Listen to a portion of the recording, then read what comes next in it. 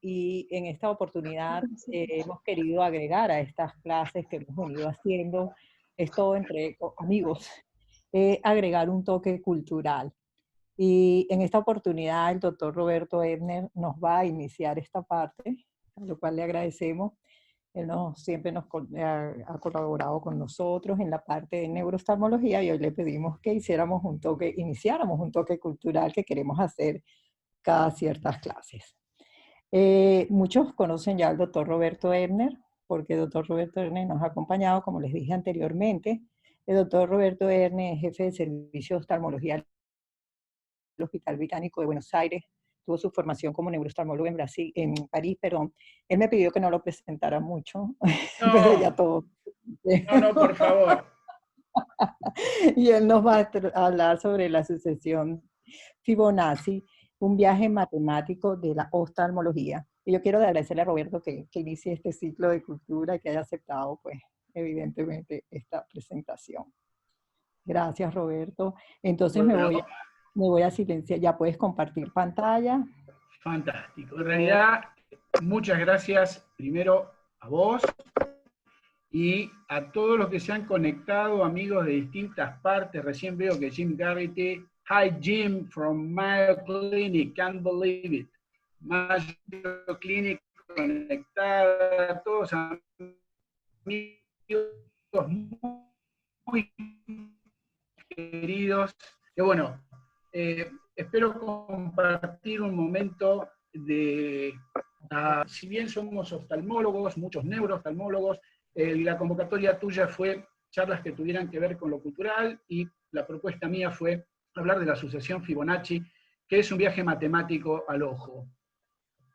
Leonardo de Pisa o Leonardo Pisano, ya que ahí es donde nació, en la ciudad de Pisa, Leonardo Bigolio, allá por el 1170, también hoy conocido por nosotros como Fibonacci, fue un matemático italiano famoso por haber difundido el sistema indo-arábigo de numeración entre nosotros. Menudo favor nos hizo al sacarnos de encima los números romanos e incluir el sistema decimal del 1 al 10, precedido por algo que los hindúes ya habían pergeniado, que era la aplicación de un número nulo, que es el 0. Y este es el sistema que revolucionó los cálculos, las cuentas, todo hasta nuestros días, hace ya casi 950 años. Parece poca cosa, pero esta fue un aporte muy importante que él nos hizo, entre otros. Su padre, Bonacci, Guglielmo Bonacci, por eso él, el hijo de Bonacci, era el figlio di Bonacci, Fibonacci. Su padre era agente de aduanas italiano, se radicó, italiano no era Italia entonces, se radicó por la región de Pisa, se radicó por asuntos aduaneros en el norte de África, en lo que hoy es el Magreb argelino, en la ciudad de Bujía, o Bagayet, en el idioma bereber, en el idioma cabilio. Esto representó para él estar en contacto con esos matemáticos árabes, con ideas hindúes que generaron esto que recién comenté del sistema decimal que él introduce en Europa y que llega hasta nuestros días. Allí ven en el mapa la ciudad de Bagayet, o Bujía, o Bujía, una ciudad como todas las ciudades mediterráneas, preciosa. Fue importante por la acuñación de la moneda, el dirham, como se ve ahí, monedas cuadradas, que eran muy importantes en la región y que hasta hoy en día Túnez, hasta los Emiratos Árabes, reciben esa denominación de dirham. Muchas cosas pasaron en Bujía, pero lo más interesante era que la calidad de sus ceras era de abeja y las velas que producían las exportaban a todo el mundo conocido, a todo el mundo mediterráneo, y por eso la vela o bujía recibió ese nombre desde la ciudad puerto de donde se exportaba. No es la primera vez que ocurre esto en la historia. Por ejemplo, denominamos al café moca, como si fueran sinónimos, y Moca fue el puerto yemenita de donde se exportaba el café. De manera que Bujía, una ciudad que exportó velas, y la vela pasó también a denominarse Bujía por esta situación. El doctor Bailey y el doctor Soler Elche queda cerca más o menos. Otra ciudad generó un fenómeno parecido. Ahí en la puntita del Mediterráneo ven la ciudad de Gibraltar, el Peñón. Hay una península con una isla al frente, Yasir al-Tarif, en la época del califato, que Tarif terminó llamándose Tarifa. Por ahí pasaban los barcos, le cobraban un peaje y ese peaje se terminó denominando Tarifa, como el puerto, isla, donde los barcos tenían que pasar o recalar. Pero volvamos a la bujía, volvamos a Fibonacci, y Fibonacci, muy prolífico, joven, a la edad de 32 años, escribió otro libro muy importante, además del sistema decimal que acababa de introducir, el libro del ábaco, el libro del cálculo, que fue importantísimo para resolver, por lo menos en ese libro, 50 problemas matemáticos que eran irresolubles para la época y que fue muy utilizado por arquitectos y matemáticos de la región. Este es el punto del que vamos a hablar. Ni del libro del ábaco, ni de la sucesión decimal. Es esta sucesión salida de la observación y la cabeza de Fibonacci, que es la que nos llama hoy al cuento para llegar finalmente a la oftalmología, al ojo. Esta serie se compone de la siguiente manera. Cada número es equivalente a su predecesor más la suma de su predecesor a su vez. Es decir, nosotros tenemos una serie donde, como él utiliza un número nulo inicialmente, la cifra nula suma con la siguiente, que es 1, y dan 1. Ahí tenemos las primeras cifras de la serie. 1 más 1 luego será 2, 1 más 2 da 3, 2 más 3 da 5, y así continúa la serie hacia adelante en forma progresiva, 5 y 8, 13, y se va expandiendo en esta forma de espiral creciente. Esta es una serie progresiva, pero también es recursiva. Eso significa que si dividimos un número sobre el anterior y vamos hacia atrás, el cociente que se obtiene da el famoso número de oro, el denominado por la letra griega phi, 1,618, ese es el número constante que se obtiene al dividir cada número sobre el anterior si fuésemos hacia atrás. La serie Fibonacci no es simplemente una serie numérica, sino que tiene dos connotaciones geométricas. Una, si nosotros tomamos cada cifra y construimos un cuadrado y lo vamos adosando entre sí, el cuadrado del 1, otra vez el del 1, y le sumamos el del 2 obteniendo un rectángulo, y luego el del 3, el del 5, el del 8, y progresamos, obtendremos el rectángulo áureo, dentro del cual una línea curva que atraviese sus vértices opuestos generará una espiral muy particular, que es la espiral de Fibonacci. Tenemos aquí los tres elementos que son la serie matemática, el número áureo regresivo con el cociente phi, tenemos la curva de espiral Fibonacci dentro del rectángulo áureo, y aquí empezamos. Quienes tengan interés a la izquierda tienen las 100 primeras cifras de la serie Fibonacci. A mí mucho no me interesa, así que voy a proponer que continuemos. Uno de los íconos de la serie Fibonacci y su espiral es el corte de la caracola del Nautilus, que no es tan común, yo nunca vi uno, pero lo vi en todas las cuestiones que tuve que consultar respecto de este querido amigo Fibonacci que nos trae hoy a la reunión. El rectángulo áureo, la serie Fibonacci, la espiral, la tenemos tan cerca nuestro que podríamos imaginarnos en este instante que metiendo la mano en el bolsillo, revisando nuestras billeteras o carteras, tenemos un triángulo rectángulo tan cerca nuestro, áureo, como las tarjetas de crédito. Es parte de nuestra vida cotidiana. Lo supiéramos o no, en la vida cotidiana, y esta humorada sirve para lo que va a continuar, nos permite saber que todo lo que hace a la serie Fibonacci atraviesa nuestras vidas de arriba hacia abajo. Y si dije arriba, miremos arriba, y mirando al cielo, independientemente de las circunstancias climáticas que en el Atlántico generan huracanes, en el Pacífico tifones, la forma en que se concentran las fuerzas que generan estas tormentas y cómo se desarrollan son específicamente fuerzas en el orden de la espiral Fibonacci. Se ve que es muy eficiente esta forma de conformarse para poder realizar trabajos donde se concentran fuerzas, tales como, miremos, como dice Buzz Lightyear en Toy Story, al infinito y más allá, y miremos el espacio sideral. Sideral, siderosis, siderurgia. Sideros en griego es hierro. Y los griegos creían que la cúpula celeste, para poder contener los astros, estrellas y toda cosa que anduviera por ahí, tenía que ser muy fuerte. Y para ese momento el concepto de ser fuerte era ser de hierro.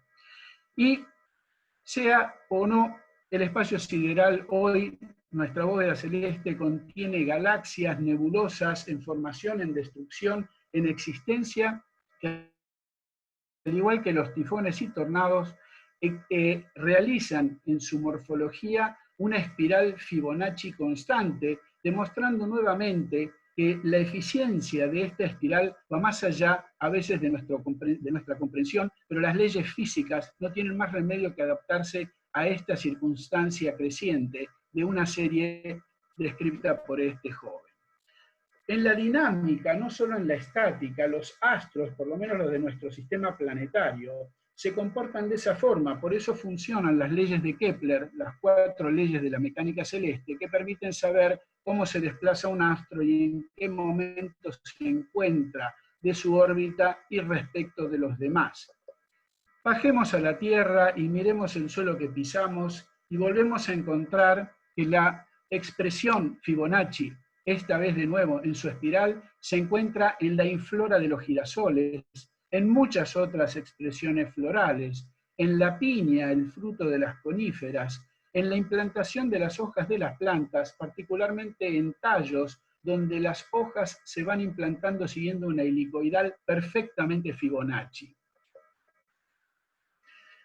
El logo de las computadoras, el logo de la manzana, la empresa que Steve Jobs creara como Apple Macintosh, conocidas por todos, se hizo en virtud del homenaje a este personaje. Alan Turing fue el matemático a quien le debemos la computación. Fue el padre de la teoría de la decisión y él generó las máquinas precursoras necesarias para las laptops con las que hoy nos estamos comunicando nosotros, por ejemplo. Alan Turing, genio matemático, en la Segunda Guerra Mundial fue llamado para descifrar el código Enigma, el código clave del ejército alemán, y podríamos decir que al descifrarla, él dijo, a una máquina la puede combatir otra máquina, generó esa monstruosa computadora de aquel momento que permitió salvar vidas, terminar la guerra mucho antes. Podríamos considerar que fue uno de los ganadores de la Segunda Guerra Mundial junto con los aliados. Algunos conocerán la historia de Alan Turing o de la máquina por lo que han leído, por la brillante representación de Benedict Cumberbatch en la película en la que representa a Alan Turing, de Imitation Game, o algunos verán, parece que algunos son próceres cuando llegan al billete, en los billetes de 50 libras de Inglaterra, verán aparecer la cara de Alan Turing. Pero Alan Turing, luego de la guerra, y siguiendo sus estudios y desarrollos de las computadoras Oracle que siguieron después, fue enjuiciado y encontrado culpable en la Inglaterra de aquella época por homosexualidad, circunstancia que lo deprimió enormemente, y es encontrado en 1954 muerto en su casa junto a una manzana mordida. La manzana había sido bañada en cianuro. Este es el homenaje que Steve Jobs hace a Alan Turing. Y elige una manzana, pero no es cualquier manzana. La manzana que se diseñó para Apple Macintosh es una manzana que va de acuerdo a todo lo que es el Golden Ratio, que va de acuerdo en todo, en diámetros, en proporciones, en curvas, en todo lo que es el aspecto figurativo de esta manzana, en respeto a la sucesión Fibonacci. Esta es una ironía que va junto con la ironía de la manzana en el logo que va en su empresa. El arte no dejó de entender a Fibonacci en su existencia, y Escher, un dibujante genial, famoso por sus escaleras reversibles, debajo de ellas podemos observar cómo él comprende en casi toda su obra el aspecto de la creciente Fibonacci, donde la espiral que se come a sí misma es un aspecto muy clásico. Otro es la de especies que se cruzan entre sí, como por ejemplo en este ejemplo, peces voladores que se cruzan con gansos y que los flocks se van cruzando y las especies se van cruzando en una creciente también de orden Fibonacci, ni que hablar de la espiral que vemos aquí debajo en blanco y negro, que es un patronímico de la curva. El de la foto sepia es Escher, el otro no, pero no pude resistir tomarme esa foto en una muestra que estuvimos el año pasado, varios de nosotros, aquí presentes hoy en el chat, en una fantástica muestra de Escher, de manera que sigo. En el arte japonés, Hokusai también plasmó la onda perfecta, que es la ola perfecta dentro de la curva Fibonacci perfecta.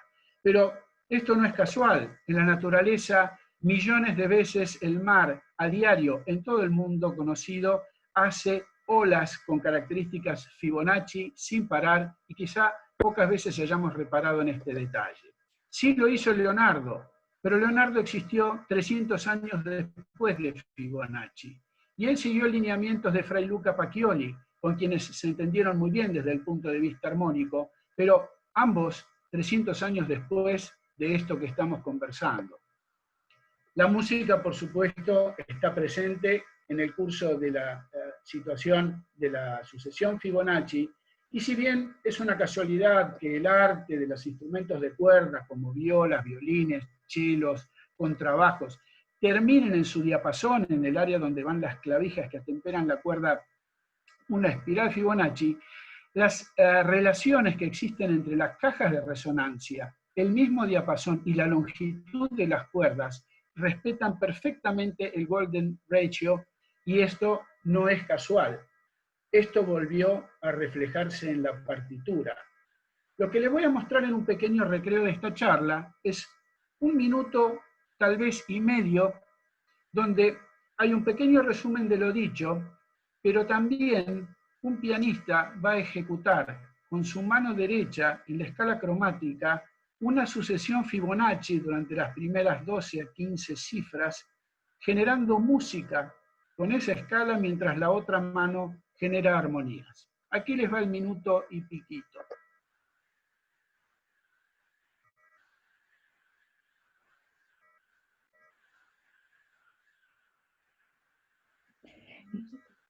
No se escucha, ¿no?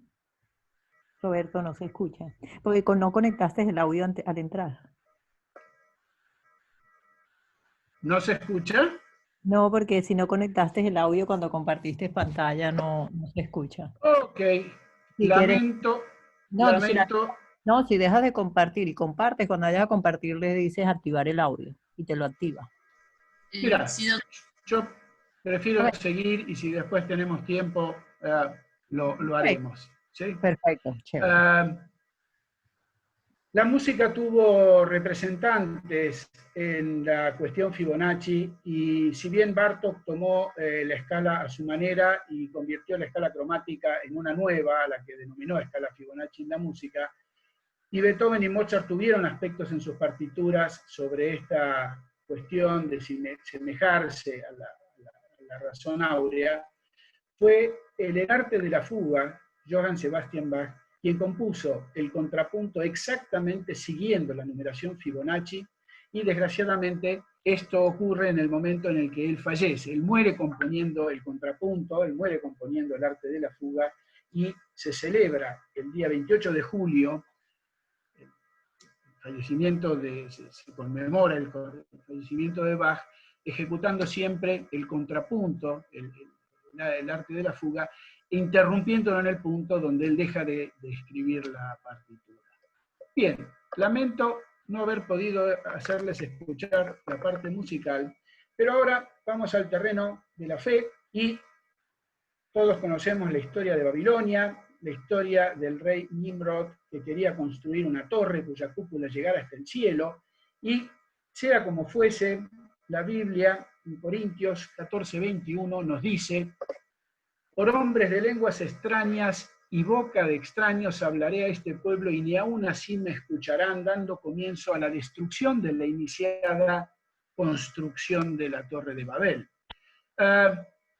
Babilonia, a orillas del río Éufrates, hoy cerca del actual Bagdad, tenemos en la imagen una vista satelital de lo que fue el sitio de su construcción, el sitio arqueológico, y fuese como fuese la altura a la que llegó, la arquitectura para ingresar y salir del sitio fue realizada, como podemos ver, y vista de satélite, también siguiendo la curva Fibonacci. Los arquitectos de Egipto en sus pirámides, los arquitectos mayas en la península de Yucatán, los arquitectos griegos desde el Partenón y similares construcciones utilizaron la ecuación Fibonacci, pero también la arquitectura humana la utilizó. La utilizó en el aspecto facial, siguiendo todos sus lineamientos y las distintas componentes del rostro, del pabellón auricular, de la cóclea en su interior. Tal vez desde nuestra gestación nosotros nos acomodamos en el vientre materno a vivir unos meses en la forma de la curva Fibonacci, y ni que hablar de nuestro órgano estrella, el cerebro. Del cerebro a la punta de los dedos, Fibonacci, y ya estamos llegando al organismo humano, nos atraviesa de una manera fantástica. Aquí podemos ver las huellas digitales.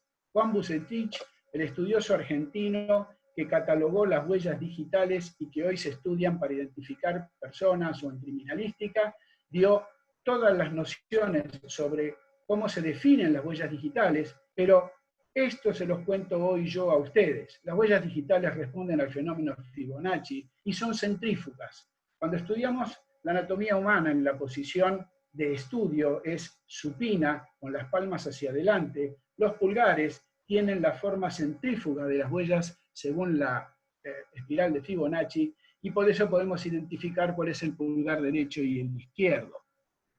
De Andrea Vesalio para acá y en su Humanis Corpori Fabrica podemos encontrar desde ya la huella digital a lo que contiene, cómo se componen los dedos, sus falanges. La tercera falange es a la segunda en un orden Fibonacci, como estas dos ensumadas a la serie que sigue en la primera falange, y la segunda y la primera al metacarpiano, la mano al brazo, y así, si tomáramos al hombre de Vitruvio, todos nuestros los 4 miembros responden a un orden Fibonacci en las cifras de sus componentes de una manera prodigiosa.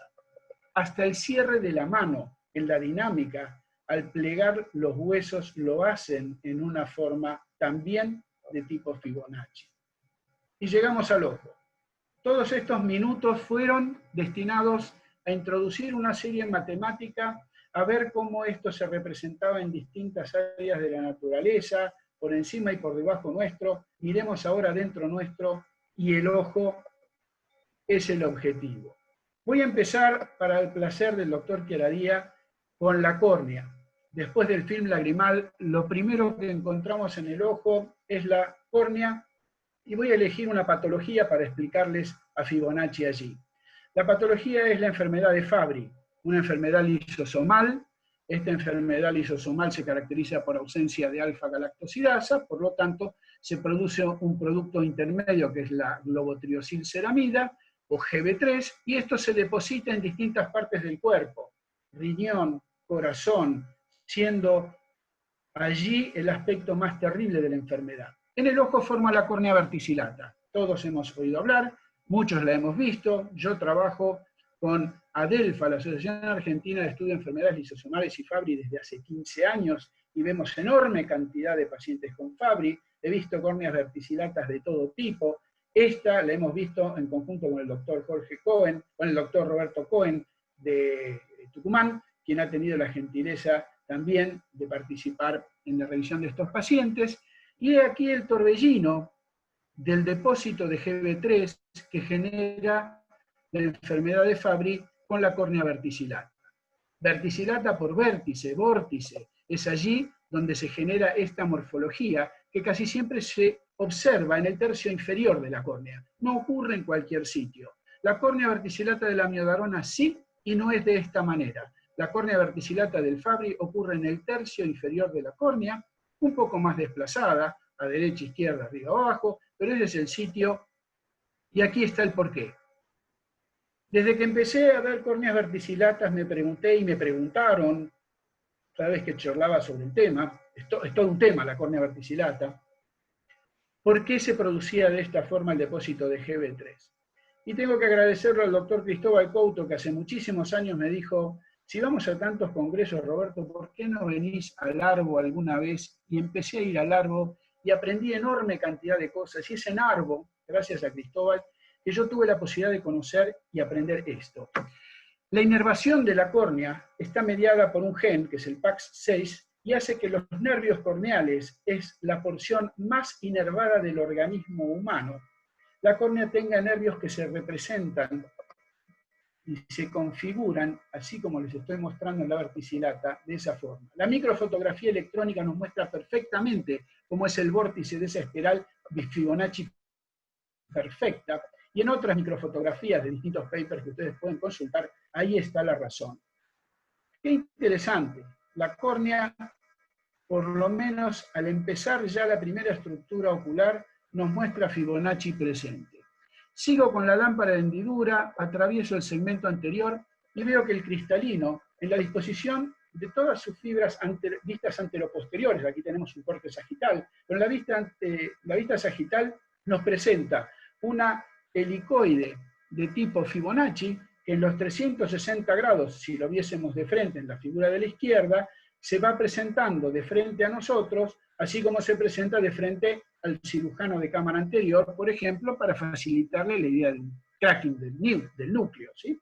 De manera que Fibonacci estaba en la córnea, está en el cristalino, y para el placer del doctor Zambrano, no solamente está aquí, sino que el vitrio, en estas microfotografías, también se observa que desde de adelante hacia atrás, la morfología anteroposterior de sus microfibrillas se comportan siguiendo también una curva Fibonacci.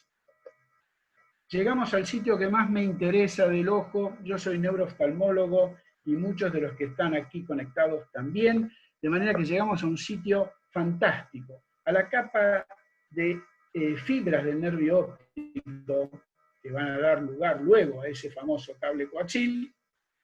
Y la distribución que tenemos aquí es un esquema clásico de anatomía de la capa de fibras del nervio óptico. ¿Está Fibonacci presente? Sí, ahí está. ¿Y se presenta en la patología? ¿Qué más? Glaucoma. El daño glaucomatoso del campo visual se presenta de una manera Fibonacci, completa o incompleta a lo largo del curso de la evolución de un paciente que evoluciona mal, de una manera que sigue las fibras de la capa, como hemos visto anteriormente, y que no es en el OCT donde lo vamos a ver, pero sí a nivel del campo visual, porque esa es la forma en que se mueven esas fibras que van a ser dañadas. Ya que hablo de esto y hablo de glaucoma, no quiero dejar de mencionar el doctor Roberto Sampaolesi, padre, ya fallecido, entre su prolífica obra ha escrito cosas lejos de la medicina y próximas al arte. La editorial del doctor López Mato, Olmo, publicó en 2006 este libro sobre la divina proporción, en la que él se refiere a Fibonacci y hace esta simpática analogía del campo visual y la relación que existe entre el borde del campo visual, el punto de fijación y la mancha ciega, y establece que el segmento áureo, la relación áurea, está aquí presente. Ese libro prologado por el doctor López Mato es muy interesante y habla de muchas circunstancias en las que el arte se representa con la divina proporción, pero yo voy a seguir con el ojo y voy a ir al cerebro. El cerebro, ya hemos visto, tiene una disposición en su curvatura, como muchas de sus estructuras internas. Arriba a la derecha, dos imágenes interesantes, no quiero dejar de mencionarlas. En mi mano, millones de historia, millones de años de historia de la evolución están en ese amonite y en la forma Fibonacci también allí presente. A la derecha, el doctor Patricio Navarro, un gran cirujano de cámara anterior, de la región de Bariloche y también Tucumán, y con el que compartimos muchas conversaciones sobre este tema, ha tenido la gentileza de prestarme este corte de Nautilus, que es el clásico que representa la curva, Pero voy a bajar al cerebro que tenemos a la izquierda, y lo que se observa es una tractografía. La tractografía en resonancia magnética es una técnica que permite seguir los tractos, que son fibras blancas, axones, y según la vía que queremos estudiar, el técnico se ocupará de hacer resaltar la tractografía que corresponda. Nosotros vamos a buscar el cerebro, y con mis años de anatomía en los cortes de Jacob sabía que ahí estaba la vía óptica, y tiene una forma curva, que la vemos en el esquema anatómico de abajo, pero que es la tractografía en 3 dimensiones que nos muestra que ese plano que resulta de una curva Fibonacci es un plano curvo, que está curvado por momentos hacia arriba y luego hacia abajo, pero que representa exactamente la curva de la que tantas veces en estos diapositivos estamos conversando. La tractografía ve fibras, las fibras son axones. ¿Y qué tienen que ver los axones con el sistema Fibonacci? Pues bien, cada neurona en el axón que emite está compuesto por polímeros que están sostenidos por una proteína, la llamada tubulina, que tienen celosías hexagonales que se cruzan emparejándose de tal manera que siguen la secuencia Fibonacci en una simetría helicoidal. Esto es muy interesante. Esto nos hace pensar que los nervios están constituidos de manera de poder transmitir en un sentido y no en otro, de manera que no son cables como los de la electricidad, que no importa cómo los pongamos, de todas maneras vamos a obtener la transmisión de la corriente eléctrica. Y eso nos llevó a nosotros, aquí está el doctor Guillermo Friedrich a mi lado y el doctor Sokolowski, un excelente neurocirujano periférico, equipo del británico con el que hacemos la cirugía de neurotización. Somos el primer equipo en el país, el único, hemos hecho las primeras operaciones en nuestro territorio, donde consiste esta técnica de neurotización en dar sensibilidad a la córnea cuyo trigémino ha sido damnificado, y no teniendo sensibilidad y por tanto su trofismo se deteriora, empieza a ulcerarse, riesgo de perforarse, aparece el leucoma, termina la visión, y lo que tenemos que hacer con esta cirugía es tratar de llevar un nervio que sí le acerque sensibilidad, y esto se logra de la siguiente manera. Existe un equipo sural que atrás del tobillo obtiene del nervio sural un pequeño chicote de aproximadamente 10 a 12 centímetros, y tratamos de respetar que si transportaba sensibilidad desde el tobillo hacia arriba, cuál es el norte y cuál es el sur de ese cable, para que a la hora de ponerlo anclado al trigémino sano, como se ve en la apertura supraorbitaria que estamos haciendo, y moverlo hacia el otro lado, donde lo vamos a distribuir en la córnea, mantengamos esta esencia de la secuencia de celosías Fibonacci que hay en ese axón, para que después la sensibilidad que este trigémino que está en la flecha verde, receptor, con el nervio sural que recibió flecha fucsia, corresponda al sentido en el que se transporta la sensibilidad, y por lo tanto lo que vamos a repartir alrededor de la córnea, que son los filamentos en que se divide la porción terminal de ese nervio obtenido, sean los que vayan a transmitir en el sentido en el que nosotros queremos. Esto, que ya llevamos varios casos operados, y el primero figura en este paper en el Neuroophthalmology de principio del año pasado, ha hecho que en el seguimiento de HRT corneal, de tomografía corneal, podamos ver rápidamente que la córnea se reinerva mediante esta cirugía, método que parece ser un poco más torpe y más largo en la casuística de otros grupos de Estados Unidos y de Canadá que practican esta cirugía, y tal vez esta es la discusión. Me fui del nervio y volví a la retina. Y en la retina teníamos la capa de fibras, teníamos el campo visual, veíamos cómo se lesionaba, y voy a dejar la curva para ir a los números. Y les voy a presentar una tecnología que introdujimos hace muchos años, un trío muy mentado, el querido doctor Alberto Zambrano y otro estimado amigo, el doctor Tomás Forner. Hemos introducido en la Argentina, hace unos cuantos años, la tecnología del electroretinograma multifocal. En sencillas palabras, el electroretinograma multifocal vendría a ser como el campo visual que ustedes ven a la izquierda, de un ojo izquierdo, donde un número de estímulos luminosos que el paciente responde generan unas respuestas graficadas o en escala de grises o en cifras, en fin. En el electroretinograma multifocal no se le muestran luces, el paciente recibe estímulos que generan potenciales de acción en esa misma área. De manera que sabemos lo que pasa en nasal superior, en temporal inferior, en el área macular, en la periferia de la mácula y en cada sector de la retina que corresponde a entre los 24 y 25 grados centrales, como si fuese un campo visual. Dicho esto, la representación de la flecha que está en movimiento de todos los electroretinogramas que componen esa área, por eso multifocal, la computadora lo transforma en una escala 3D.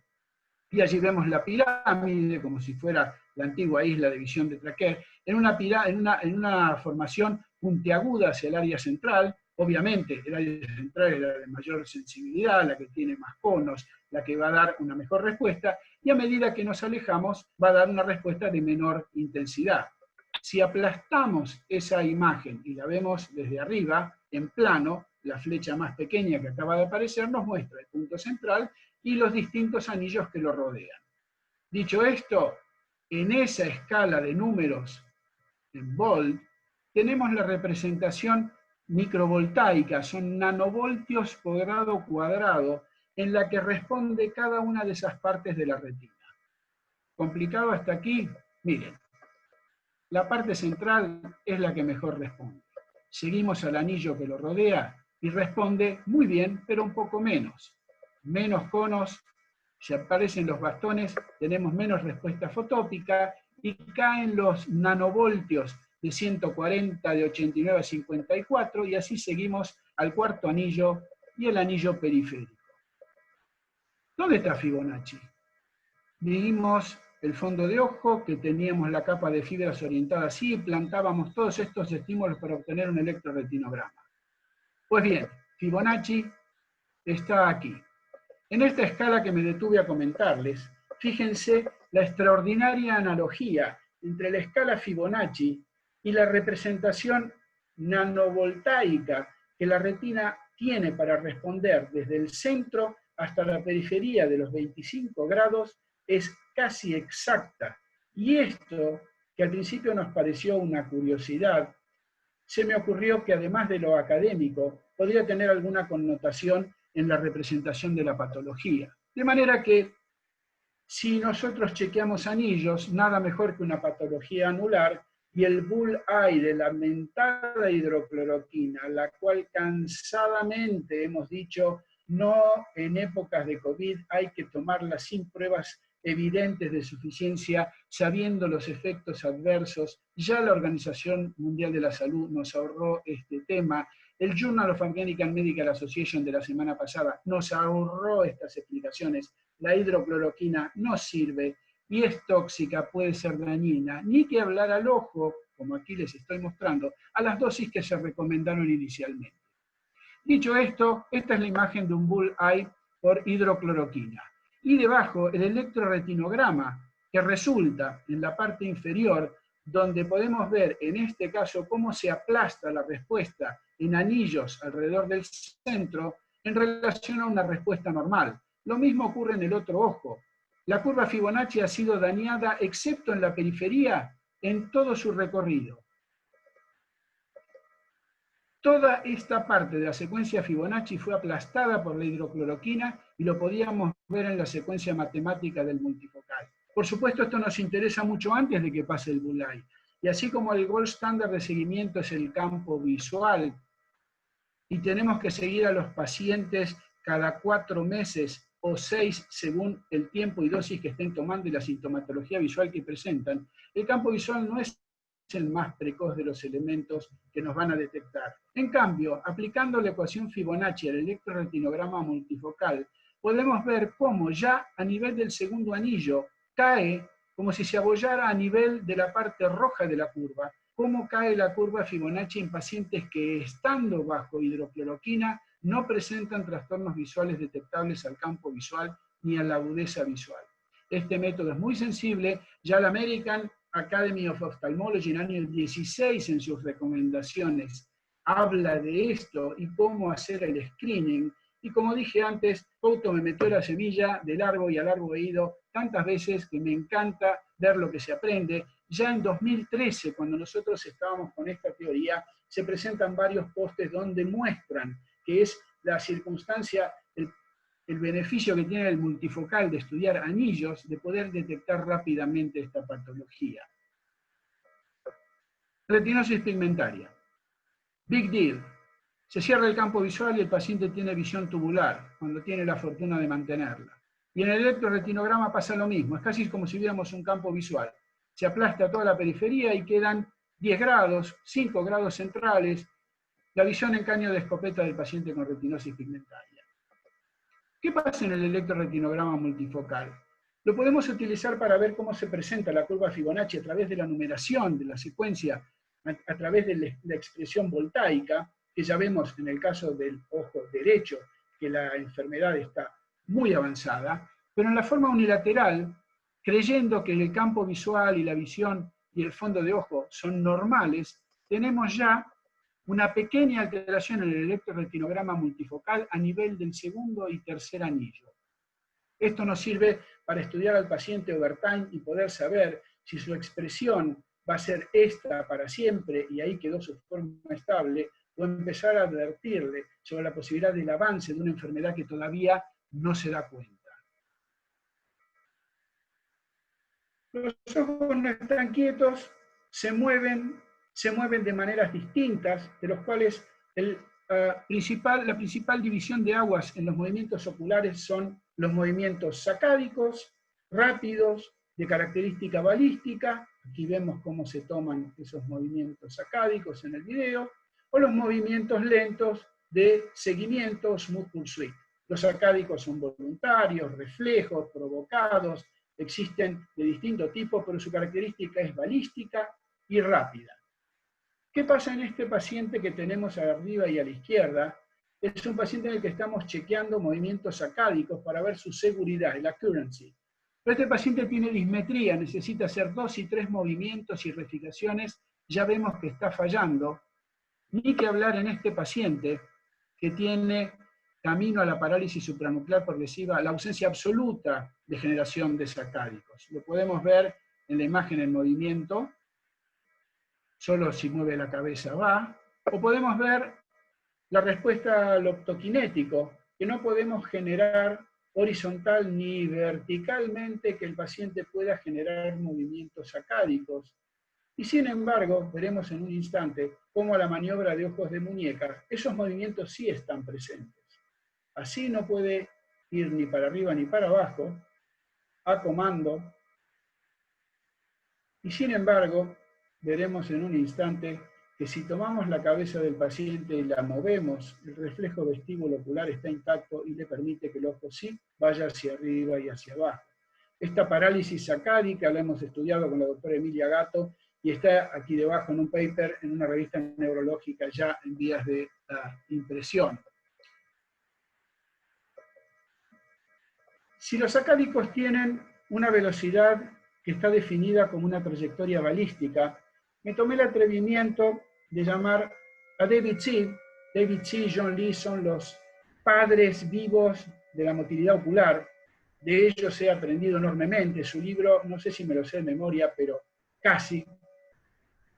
Y le propuse a David el siguiente desafío: en qué los movimientos balísticos del sistema sacádico se emparentan con el sistema Fibonacci. Y él me dijo, el que sabe de esto es Oleg Koromostev, que es un profesor de ciencias de la computación en la Universidad de Texas, y si él me dijo que él es el que sabe, yo le pregunté a Oleg qué opinaba sobre esta cuestión. Y él me contesta que después de una conversación que mantuvimos, que sería posible que alguna parte de la trayectoria del movimiento ocular o parte de ellos puedan estar representados por esta secuencia. Hay mucho subjuntivo, mucha conjugación ahí muy específica. Sin embargo, esto para mí no fue un no, fue un sí. Y yo lo que propuse a partir de ahí es que estudiemos los movimientos balísticos de los sacádicos y estudiemos la porción como él dice, que correspondería a esta trayectoria. Y de manera que si trazo el rectángulo áureo que comprende a esa espiral perfecta Fibonacci y tomo uno de sus lados y arbitrariamente digo, este es el ángulo recto de 90 grados con el que me voy a parar para medir qué pasa, tomé circunstancias distintas de la patología del sacádico y he visto desde el normal hasta el fumador de marihuana cómo se pueden ir enlenteciendo esos sacádicos y aplicándole la curva y buscando el ángulo del que les hablaba recién, de un ángulo de 90 grados, el tilt de la espiral pasa a un ángulo más agudo, en este caso de 52 grados, y si sigo tomando lo normal que está arriba contra un paciente con una parálisis supranuclear progresiva que está empezando a perder sacádicos, bien veo cómo, de nuevo, en el fumador de marihuana se reduce el ángulo y en distintas circunstancias del paciente con parálisis supranuclear progresiva, el sacádico se manifiesta con una torsión de la curva Fibonacci. Esta espiral, una vez más, en la matemática del ojo nos viene a dar utilidad. Hasta aquí hemos pasado 3/4 de hora donde Fibonacci, desde la serie matemática y su geometría derivada a la naturaleza, de la naturaleza a nuestro organismo y ahí a las estructuras del ojo, nos ha permitido estar juntos, me ha permitido contarle estas alternativas, curiosidades de las que hay más aún todavía. Esta charla se redujo enormemente con el correr de los días porque me pareció que no cabía en el tiempo. Lamento no haberles escuchado la porción musical, pero nuestro objetivo era Fibonacci y el ojo. De manera que no me quiero despedir sin, como le prometí a varios, un brindis. Y un brindis no con un Malbec argentino, sino con un vino del sur de Italia, de la Puglia, que, oh, curiosidad, es un vino Fibonacci que tiene el logo de la letra griega Fi en su interior. Y veremos que al verter el vino en la copa, al hacerla girar para que sus aromas suban y vengan a la nariz y los podamos apreciar, y al chocar nuestras copas en el brindis que estoy ofreciendo, en todo momento Fibonacci va a estar presente en nuestras copas y aún ahí no nos podremos deshacer de él. Para aquellos que siguen la neurooftalmología, hace más de un cuarto de siglo que estamos realizando la reunión neurooftalmológica el primer sábado de octubre de cada año. Este año es el número 28, con la doctora Dolores Rivero Ayerza. Vamos a ir adelante, cuarentena o no, para aquellos que puedan venir. Ahí está la web para chequear. Para los que no, 1 o 2 meses antes van a salir todas las instrucciones para poder sumarse vía Zoom. De manera que les agradezco la atención de estos minutos. Espero que hayamos compartido el interés por Fibonacci, las características de una curiosidad de cómo impacta en nuestro organismo, y con esto sí dejo de compartir pantalla y la dejo a la maestra de ceremonias, que es Emily, para que haga los comentarios finales. Yo les agradezco a todos. Muchísimas gracias, Roberto, excelente. Tienes muchísimas felicitaciones, tienes gente en Facebook escribiéndote, pero vamos a ver si tienen alguna pregunta. Aquí tienes la presentación impecable, maravillosa. Vamos a ver si tienes algún comentario o alguna pregunta que quieran No hacer. sé, yo veo al retinólogo Julio Rechavalía, lo veo al doctor Julio Manciti, que él es un experto en estrabismo. No sé si los sacádicos le interesaron, porque no creo que lo vea Fibonacci cuando esté operando en el quirófano. Pero, en fin, veo colegas de tantas especialidades que seguro me podrían llegar a ametrallar. Como le dije a Jesús antes de empezar, esta charla duraba el doble, la fuimos acortando, así que hay mucho más material. Ni que hablar, con Queradía podríamos discutir por qué el queratocono está donde está, mientras nosotros tenemos a la secuencia Fibonacci explicándonos que la inervación de la córnea y su torbellino se encuentra precisamente allí como fenómeno trófico, a pensar en el PAX6 como gen. En fin, hay mucho. Pero, en fin, te dejo a vos administrar si es que hay comentarios o preguntas para más charlas. Marcos tiene una pregunta, pero dice, pero es algo larga, pero puedes hacerla, tenemos tiempo. Tienes también muchas felicitaciones en el Facebook. Si quieres hablar, Marco, puedes usar el micrófono. Aquí dice que sería muy bueno escuchar tu charla de 2 horas. Bueno, aquí tenías todo el tiempo disponible. Uf. No quisiste. Creo que la Esa cena, no es culpa mía. Esa no, no es culpa. no sé si tengo un vino Fibonacci, pero sí tengo la cena y un vino ahí esperando dentro de un rato para tomar. Así que si vos, Yo debo confesarte que hay mucha gente que ya tenía su copa de vino para esta conferencia en su mano. Así que mucha gente bien, toma. salud a todos, a los que tienen la copa y a las que la tengan más tarde. Y espero que alguna vez, y no muy tarde, tengamos así, como Miguel Hernández, que lo veo aquí debajo, tengamos la posibilidad de hacer un brindis personalmente, que es lo que nos está faltando esta cuarentena, nos está quitando vida social, que para muchos de nosotros es parte importante de nuestra vida. La, pero aquí están pidiendo que quieren la de 2 horas, así que voy a ver cómo vas a solventar eso. Bueno, si dejamos El descansar, espacio te lo si doy. dejamos que otros oradores brinden sus charlas más adelante y Claro, esperamos un vamos a tiempito y hacer. no cometo la torpeza de no dejar el audio, pondremos hasta la parte musical y seguiremos adelante con una Ah, cantidad de nuevas situaciones. ¿Cómo claro, vamos no? a tener muchas Encantado, presentaciones. encantado de que haya habido. Ahí está Jorge Cata, mirá, Aquí el tienes órgano un, de corte y la cóclea es Fibonacci. aquí Muy tienes chévere. No tenía ni idea, entonces muy agradable. Muy buena charla, Roberto, gracias. Para los que no conocen a Jorge Cata es un neurólogo experto en neurotología, en neurooftalmología, ha brindado cantidad de evidencia en sus publicaciones a todo lo que es movimientos oculares y otras cosas más, así que me imagino que lo de los sacádicos te habrá interesado. Sí, claro, muy chévere. sí, y el doctor es excelente persona además. Ok. Aquí tienes una pregunta en el Facebook donde dice, Dale. ¿cuál es la relación entre Fibonacci y el diseño fractal? Bueno, quiero la otra hora que me falta. Según las ecuaciones, Pues no la vi. es fantástico. Con una pregunta yo puedo ir avanzando a la próxima charla. Los fractales responden a las ecuaciones de Mandelbrot, que a su vez son el principio de las teorías del caos. Eso es maravilloso. Yo creo que podríamos tirarnos de cabeza ahí y charlar toda la hora que falta solo sobre eso. Pero respondiendo específicamente a los fractales no se pueden representar si no siguen la progresión Fibonacci. Cuando uno mira una progresión caótica, uno mira un cuadro de Pollock y mira los de sus imitadores, los conocedores de arte se dan cuenta cuál es cuál porque uno sigue la línea de las teorías de Mandelbrot, de las ecuaciones del caos, y el otro no. Lo mismo pasa con los fractales.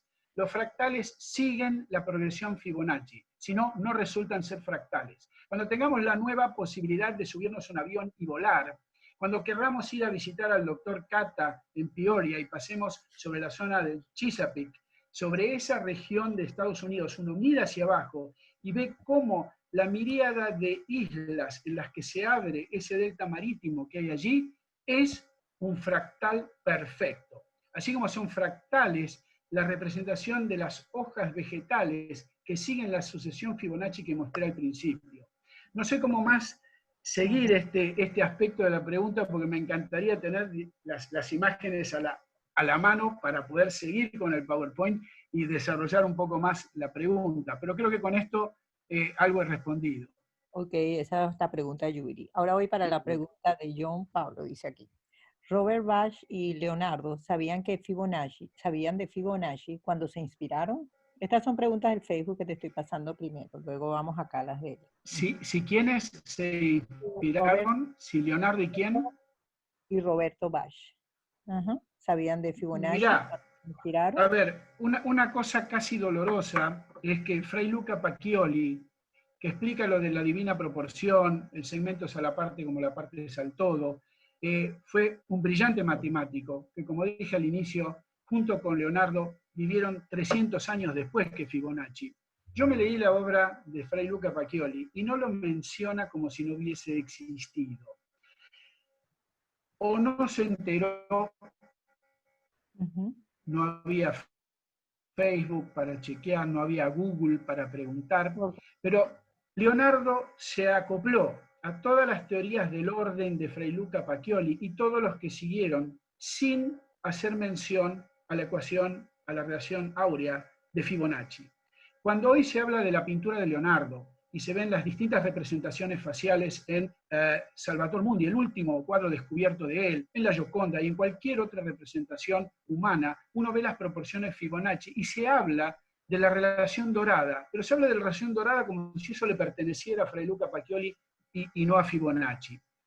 Los que siguieron después, los modernos, ya lo conocen. Cualquier artista plástico hoy, en la escultura o en la pintura, que va a representar, que va a dejar plasmado este orden estético, ya conoce a todos juntos. Lo conoce a Pacioli, lo conoce a Fibonacci y lo conoce a Leonardo como también uno de los generadores de bases, pilares en la estructura de la pintura, ¿no?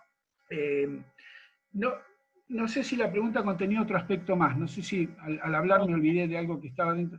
No, ¿Sí? solo preguntaba eso porque es que Okay. vamos a ver si hay alguna cuestión, nos las enviarán ahorita.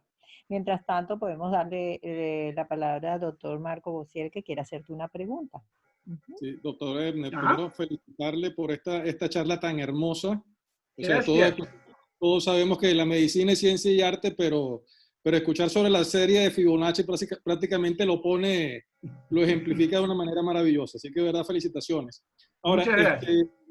es cierto que reconocemos la serie de Fibonacci en una cantidad de aspectos de la vida diaria y usted lo mostró en la oftalmología, pero siento que seguimos siendo espectadores, es decir, es como que la reconocemos bajo un evento ya sucedido. En oftalmología, más allá de la cirugía que usted describe, en donde también se utiliza o reconocer en el electroretinograma las alteraciones en la serie de manera precoz, ¿hay algún área donde podamos ser más proactivos? Es decir, en función de una meta que nos trazamos, guiarnos a través de la serie de Fibonacci para llegar a esa meta. ¿Hay algo en este momento que lo estemos aplicando de esa forma? Mira, la pregunta es muy buena en dos aspectos. Voy a contestar primero el segundo. La curiosidad por Fibonacci me ha llevado a una buena parte de lo que te comenté hoy.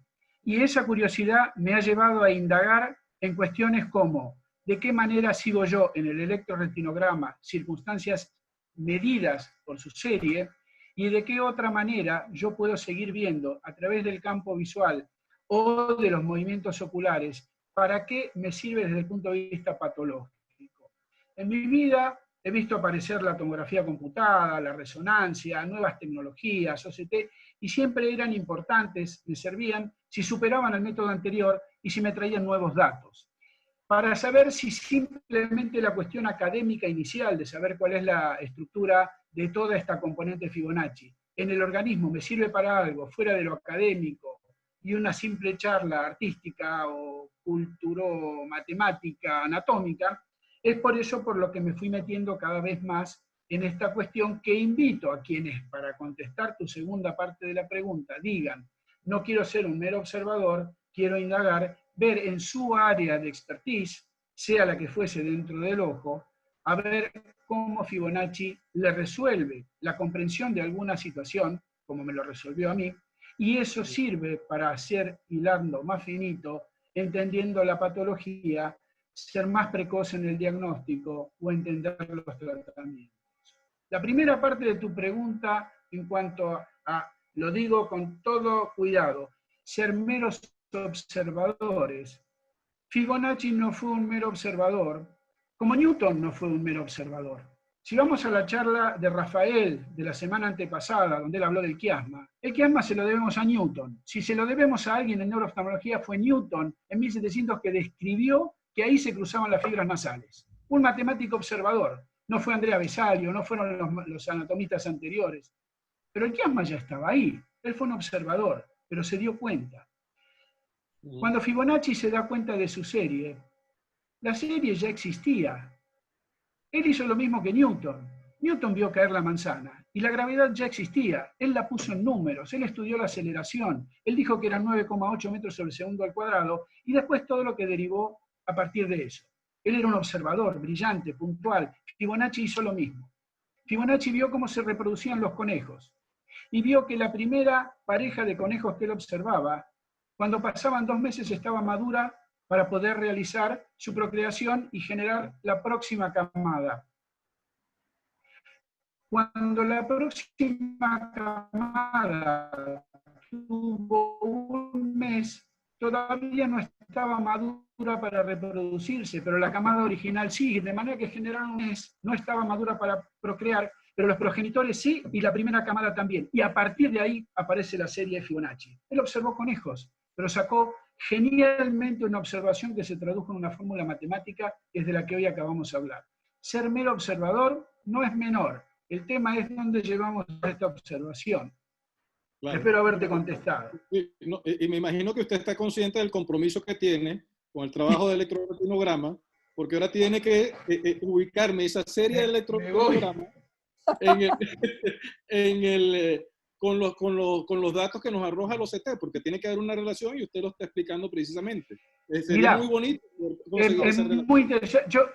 Lo que vos decís, Marco, me lo pregunté varias veces, porque así como al cirujano de cámara anterior le resulta fácil craquear un núcleo, porque las helicoides Fibonacci están mirando hacia arriba, están todas verticales y por eso puede craquear así, el OCT mira a la retina de una manera que no la mira el electroretinograma. Una cosa es funcional y otra cosa es estructural.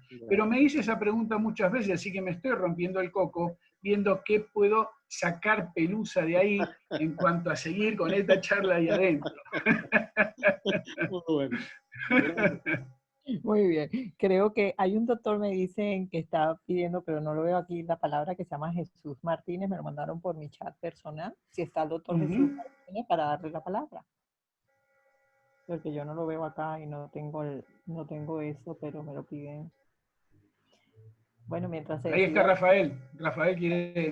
Si quiere hablar del doctor Musi. Por favor. Doctor, Dios es matemática, como bien todo el mundo sabe, ¿no? Tu conferencia realmente fue brillante, extraordinaria. Y por fortuna nos saca de nuestra área de confort. Nos produce un impacto tremendo, en el sentido de todo lo que hemos dejado y no hemos aprovechado, y esto puede ser un punto de partida, ¿no? Digamos que esta secuencia de Fibonacci es armonía, pero siempre al lado de la armonía hay una desarmonía. Es orden, pero hay un área que es desorden. Hay una proporción áurea y hay una proporción de hojalata. Diríamos que la salud estaría incluida dentro de la proporción, dentro de la secuencia. Entonces, como te comentaba al comienzo, cuando estábamos conversando, yo hice algo, por supuesto, ni se parece a lo que tú hiciste, pero lo traté de hacer cómo se puede comparar la armonía con la desarmonía. Y utilicé para eso la enfermedad de von Recklinghausen y el síndrome del protón, donde todo es un desorden, es un caos. De manera que es una cuestión ejemplarizante, me parece buenísimo.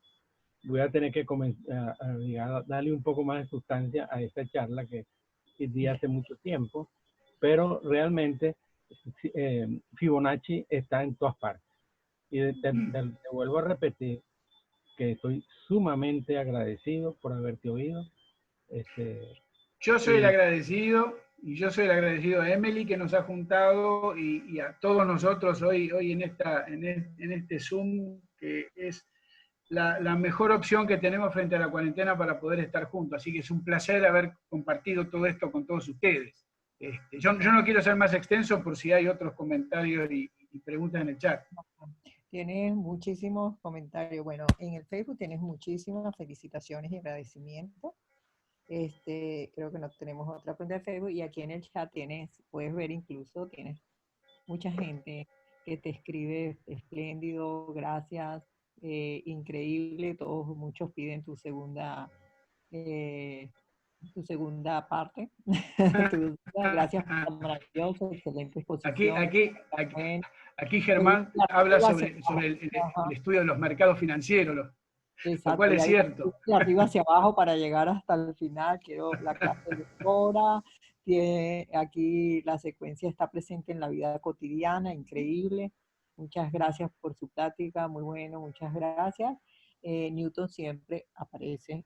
Newton, allá que tienes el Siempre. comentario de Herman, ajá, que se usa Ujú. Fibonacci Las para el tendencias financieras, sí, sí, sí. capitales, es decir, valor y proyección de un activo.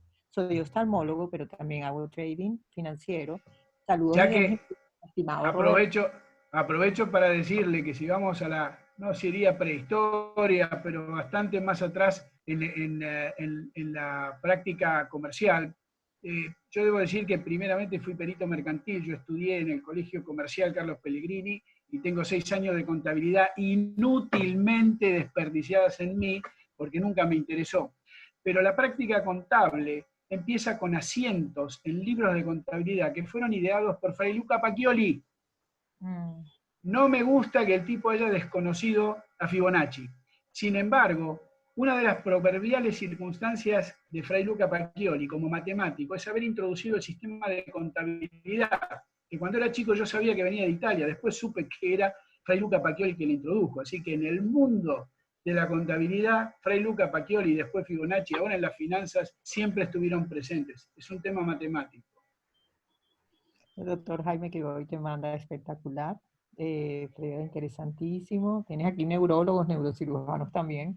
Excelente presentación, doctor, gracias. Soy compañero de Chakra de la CAO con Roberto.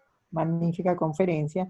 Y Yuri también te manda a decir, la belleza guarda relación con la proporción, Aureo, y bellísima conferencia. Bueno, tienes muchísimas felicitaciones. Gracias, muchas gracias. Gracias, Roberto, por darnos esta bella presentación, por acompañarnos, siempre estar dispuesto. Y a Te todos. agradezco a ti de nuevo a todos y espero que sean tus próximos oradores los que traigan otras charlas interesantes, Claro, más sí, aún, sí. para que yo las pueda escuchar. Tú sabes que yo les mando la sorpresa el fin de semana. Este fin de semana Perfecto. llegar. Perfectamente. Hasta Bueno, luego. muchas gracias a todos. A todos. Chao, chao. Chao, doctor. Chao, doctor.